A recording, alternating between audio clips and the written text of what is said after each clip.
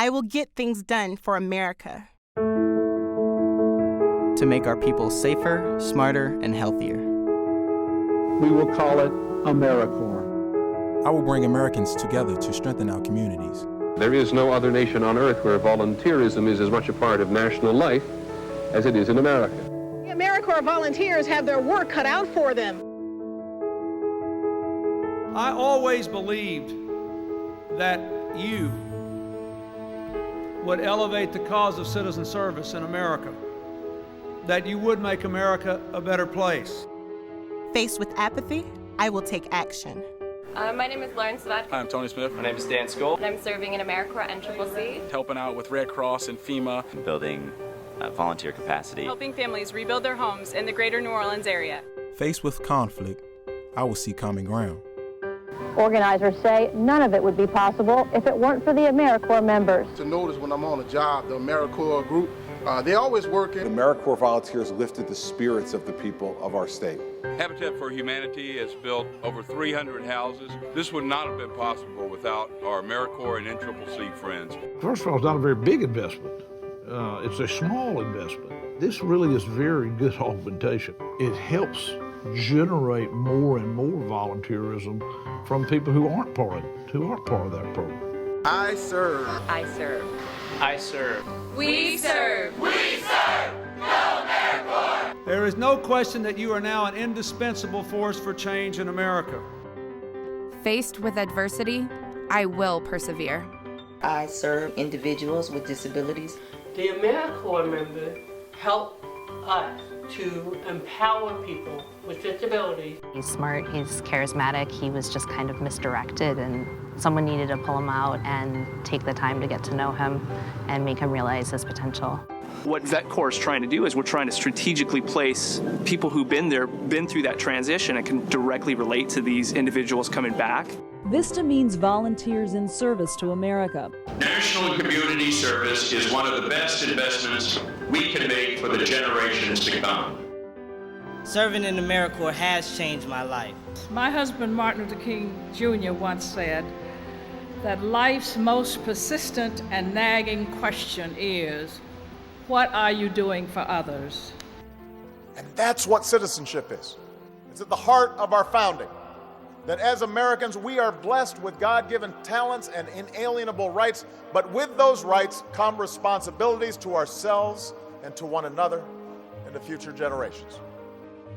There are going to be difficult challenges ahead, but we're never going to forget the unmet needs of our communities, nor the equally deep yearning of our young people to serve.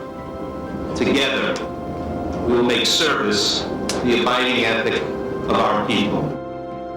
I will carry this commitment with me this year and beyond. I am an AmeriCorps member, and I will get things done. A group of volunteers from United Methodist Churches in Virginia participate in the 5-day mission to help people left homeless by Hurricane Sandy on New York's Long Island. Hi, I'm Tim Wells. I'm from Floris United Methodist Church. We are in Herndon, Virginia. And we work with the United Methodist Volunteer and Mission Program, UMVIM, to help with the disaster recovery. Floris United Methodist Church has always been a mission-oriented church. We have, in addition to the work we do in the United States, we have teams that go to Cuba, to Africa, to Haiti after the earthquake there. Our youth group goes to Costa Rica, and it's always been very mission-oriented. And I think that's an integral part of any Methodist church. People come back because once you've gone and you've met the people and seen the need, you fall in love with the people. You feel much greater blessing than you can possibly ever give from your contact with the people who need help and just the great people that they are and how much they love having you here with them. Volunteerism is truly the joy of service, and joy of service is what Jesus calls us to do. It's an opportunity to serve God. It's an opportunity to make a difference. The feeling is unlike any other when you see the reception and the appreciation of the folks that we get to meet and the difference that we're making in their lives and getting them, restoring their life back to what's normal. And it's my opportunity to also restore not only the community, but humanity as well. I think it's also our responsibility to team up as neighbors, whether, albeit, far neighbors, but still, there's always work to be done, and we're blessed. If it's not affected us personally, it's affected other people, and we just need to join our powers together, our skills together, and make a difference. This is my 5th mission trip to do restoration work. And the thing that keeps me coming back here is that I consider myself to be one of the more fortunate people trying to help some of the people that are less fortunate than I am. My first trip was to Pulaski, Virginia to help work on a tornado disaster there, restoring houses. And then I've had several trips to Forked River, New Jersey to help out with that parish up there. And then my last trip here is in Long Beach, New York, restoring houses from superstorms. The thing that I get most out of these trips is that I'm serving people who are less fortunate, and I think it's the joy of giving that really is what I come back for, and I tie this back into the fable or the parable about the Good Samaritan, that you help people out who are in need. We live here at 89 Michigan Street in Long Beach, and it's 17 months now since Superstorm Sandy, and we have been back in our home about 10 days. There's still a lot of work to be done, and we wouldn't be back now if it hadn't been for the United Methodists, who have helped us so much. Methodists have come over and they've helped us with the insulation, with the sheetrock, with painting, and it's just been a blessing. And it's just a blessing. More than anything, they're just such a great group that they're so uplifting. You feel so, you don't want them to leave. I cry when they leave. I don't want them to go. We're just grateful. Yeah. God blessed us, and sorry I'm getting upset, but thankful. We're very thankful. We're very humbled by everything that they've done for us. We didn't think we really were deserving of having somebody volunteer and do this work for us. And thank you. Thank God. From the bottom of our hearts. Amen. Thank you. Thank you. We can be fooled by looking around that, or thinking it's already been 2 years, so everything is back to normal. There's still so much work to do. And I know we become desensitized as there's more catastrophes going on every time we turn the television set on. And no matter what your skill level is or great skills that you have, you can be used. There's plenty of work to be done. There's never a shortage of people to tell you what to do, and they're great at showing you how to do it. So get involved. There's still so much to do.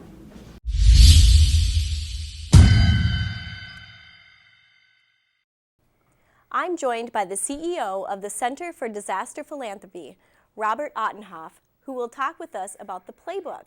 Tell us a bit about the playbook. Right, so the playbook is for anybody who's interested in disasters and supporting disasters. We recognize that in this country, we tend to be really ad hoc about disasters. There's a disaster occurs, maybe we hear or see about it on television, we get, very involved for a day or two, and then we just, quote, go back to normal. And if you talk to most funders, they'll say, well, no, we're not disaster philanthropists. We support children, or we support families, or we support the environment. But we only did that disaster thing for a couple of days because it was a crisis. And as a result, since nobody thinks they're a disaster philanthropist or wants to call themselves that, we don't really have very information on how to do it right. And so we're starting to gather information. So this is going to be a place where we gather best practices, where we gather stories, where we learn what went right, what went wrong. Because, almost everybody in this country is an amateur when it comes to disaster. Now, maybe a few places in Florida or Louisiana where they get hit with hurricanes on a regular basis. But when I spoke to my friends in New Jersey and New York, they said, we've never been in this position before. We don't know what to do. What do you do on the first day after disaster? What do you do a week later? How should we be thinking about a year from now when we want to engage our communities? So this playbook is going to gather those stories from coast to coast, those from Florida Those from Oklahoma have been in tornadoes, those from the West Coast that have been in earthquakes. So you'll be able to refer to this document, and it'll tell you what your friends and colleagues and others did in certain circumstances to help you think through the steps of what to do. Sounds like a really great resource, not only sharing stories, but also for anything happening in the future. Well, and we also want to make it a living project. So it's not going to be one of those big, thick reports that you stick on a shelf and then it just automatically is outdated and collects dust, but it's going to be primarily video. And so it'll be interviews, it'll be, you know, really topical and digital. Perfect for the digital age. You bet, right. Now, you had mentioned Hurricane Sandy, so how can organizations working in Hurricane Sandy recovery be a part of your study? Yeah, so we're always eager to learn what organizations are doing. You know, it's now, it's been a little while. You know, we're still hearing stories about Katrina. So if there are people who are watching today who have been engaged in New Jersey and New York after the disaster, we'd love to hear your stories. We'd love to learn what you did, what you learned, you know, how you would do it differently if you had to do it again. So they can write to us at disasterphilanthropy.org and, you know, maybe become part of our playbook. All right. So as we pass to the second anniversary of Hurricane Sandy, it's no longer in the media spotlight. What advice would you give to nonprofits dependent on support that include both money and volunteers during the later stages of the disaster life cycle? Yeah, that's a great question because there's such a direct correlation between disaster giving and disaster attention and media coverage. And so once the cameras go away, people forget about it. So it's important for nonprofits to be sharing their stories after the disaster is over. So donors want to know, well, how was my money spent? How are you doing? You know, how are you achieving the goals we established when we gave you this money? So I would urge nonprofits to stay in regular touch with the donors and with the general public to tell us what's been done, tell us what still needs to get done, to tell us about gaps where there was no funding available, to tell us some human interest stories about you know, tell us about how people got back in their homes or did they get their jobs back. Because it's very easy to forget about those who have been affected by a storm. You know, another way is to work with local media. You're not likely to get on the national newscast, but working with your local cable television stations, your local media organizations like this one, local newspapers is another great way to keep this fresh in people's memories. Absolutely, all great resources. Yeah. All right, well, thank you so much. We are in the studio with Bob Ottenhoff with Center for Disaster Philanthropy. Check out their website at disasterphilanthropy.org. Another personal visit with Mark Murphy. This is Porto, the second largest city in Portugal and a historic city. Absolutely spectacular, especially from this vantage point. In 1996, it was named a UNESCO World Heritage Site. I would suggest taking 2 nights and maybe up to 3 days to explore the city. And the way to explore it would be to start on the left side of the river from this vantage point and take the gondola ride from down there up to that point. Once you're here, you can hike up and explore the monastery and then come down and take a walk across this bridge to the historic area.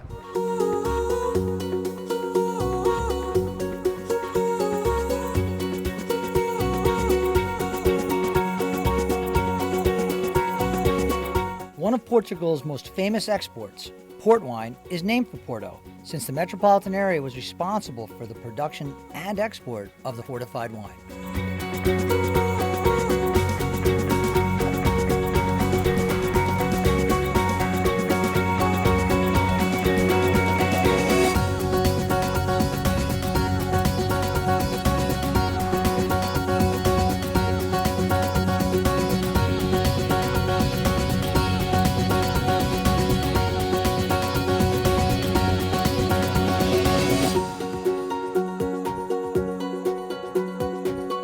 Porto's most popular event of the year is St. John. It happens on the nights of June 23rd as well as June 24th.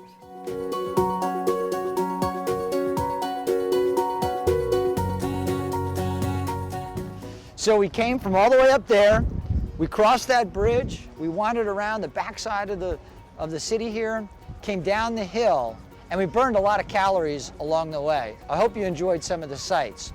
Now I'm going to find myself a lovely cafe where I can kick back, relax, and take in more of the views.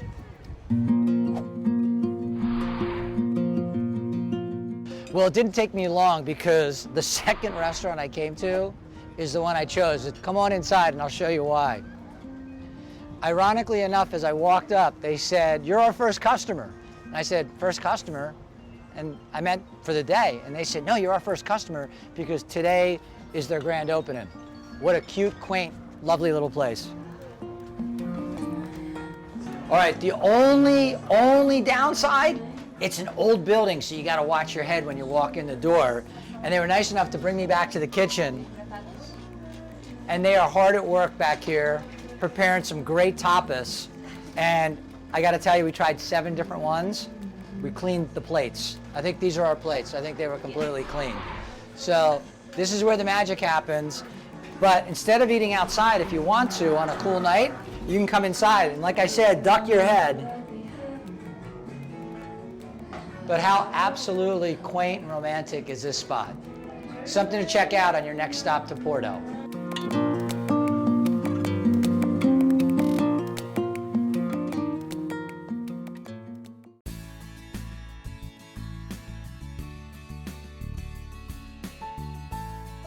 Hi, my name is Josh Carroll.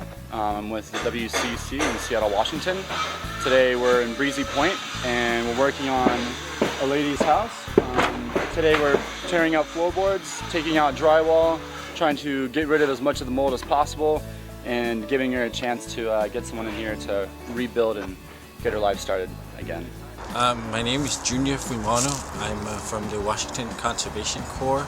I lead a veteran crew. This means that most of the people on my crew are ex-military, are veterans of the United States Armed Forces.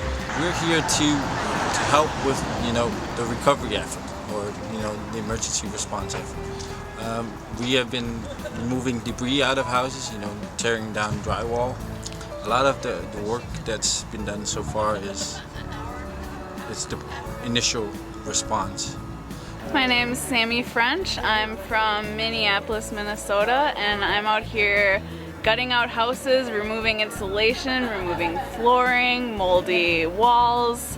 And it's really great to get out here and do it, to see how these people have been affected and see how we can help them. It's a really good feeling, and people have really been expressing how much gratitude they have towards us. My name's Ernest Farmer. I'm a crew supervisor from the Washington Conservation Corps. I'm out here with members from Minnesota Conservation Corps, 12 of them, and 12 members from Tribal Conservation Corps, HOOPA. We're out here primarily focusing on gutting and mucking of affected homes and canvassing affected neighborhoods to help identify their long-term needs.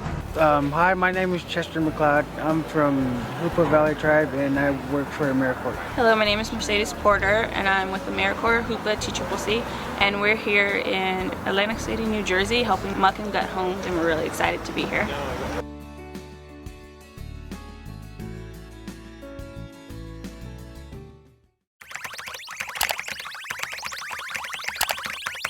Make every outing memorable. Exploring cities new and old can be overwhelming. With so many options, it's often hard to decide which adventures to choose. Field Trip, a mobile app available on the App Store and Google Play, takes your selected interests into account and notifies you when something interesting is nearby.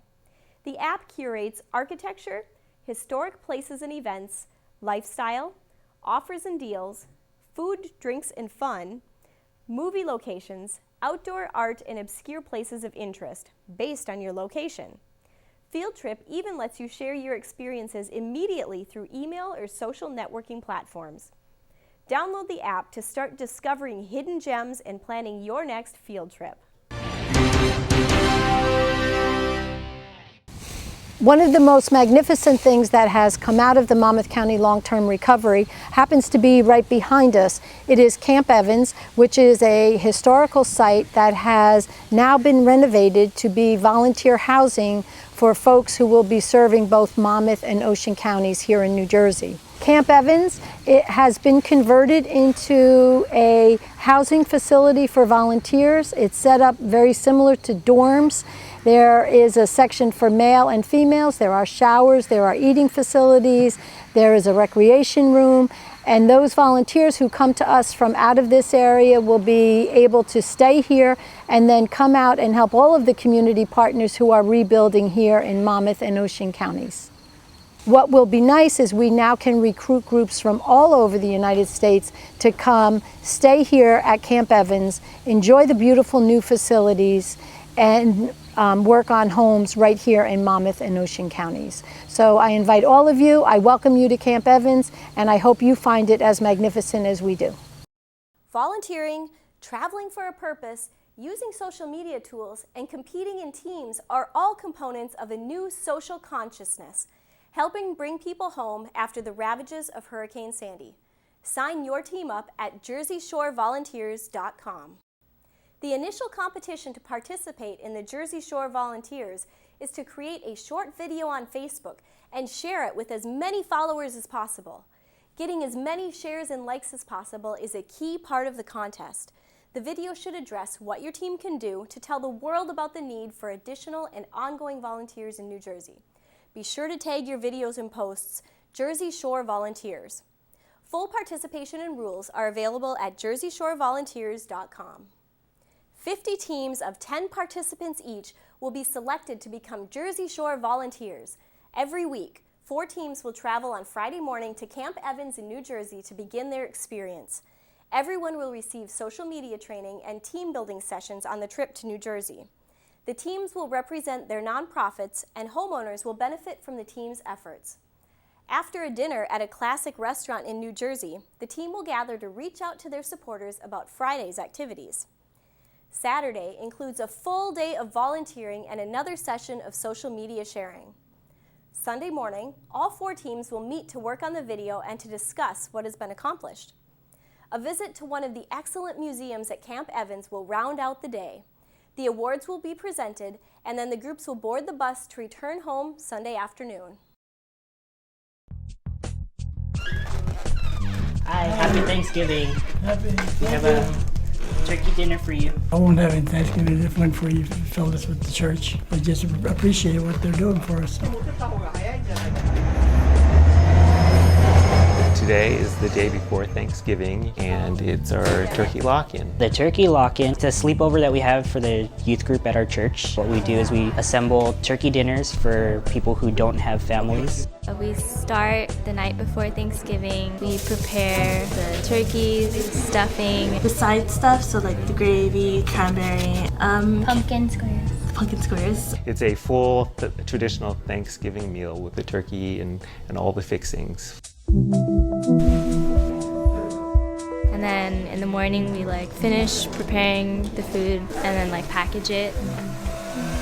We load up carts with the boxes of food and we walk them over to the shut-ins. They walk together, pushing their carts along the sidewalks and helping each other through the streets of Little Tokyo. One of the facilities is Tokyo Towers. We're taking a picture of you guys. A senior subsidized residential facility. So a lot of the people that we drop the food off don't speak English, but we still get the message that they're thanking us. The second facility is a low-income housing facility. Thank you, Teri-san. That's why these lock-ins, they're really successful, is because we can work together. If we couldn't work together, these things wouldn't be possible. Well, here, give me that one, and then Jess, you can follow me for that one. All the youth know that part of their faith journey is serving others. They have to roll up their sleeves, know that's part of praising God. All right, thank you very much. Happy Thanksgiving. Thank you. One of the things that I was taught, at least in this church, was that everybody is family. And being able to reach out to some people who may not necessarily feel that they have family can certainly feel it through us. Getting a chance to be with the entire youth group for one day out of the year where we can all help someone else, but we're also bonding. My sister showed me what to do, when I went to my first lock-in and it was their last lock-in. That's, our job as the older generation for this new generation of youth members is to show them, look, this is how it's done. Many families that have their own family traditions every year, whether it's traveling to grandma's house or being in charge of a certain dish. Kimchi. 3, 2, 1. Our church family has its own tradition, and that's the turkey lock-in.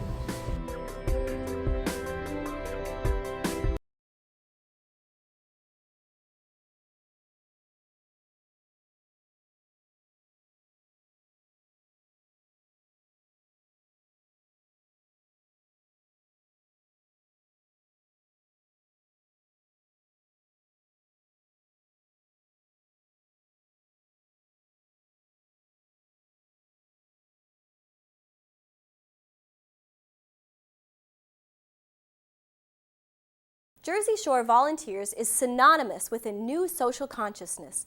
Help bring people back into their homes. Homes they've been unable to occupy a full 2 years after Hurricane Sandy. Travel for a Purpose will let you be a part of the reality of making that happen.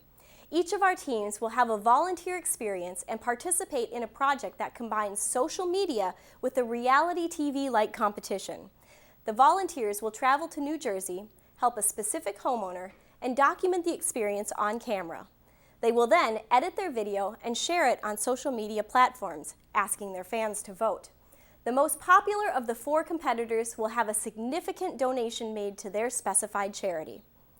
To help us select our 50 teams, we want everyone to create a very short video telling us why you and your group want to go to New Jersey and be a part of this very important experience. Post your videos, ask questions, and let us hear from you starting October 30th, 2014. Start collecting your teams of 10 individuals and help your charity grow while helping New Jersey get back on its feet.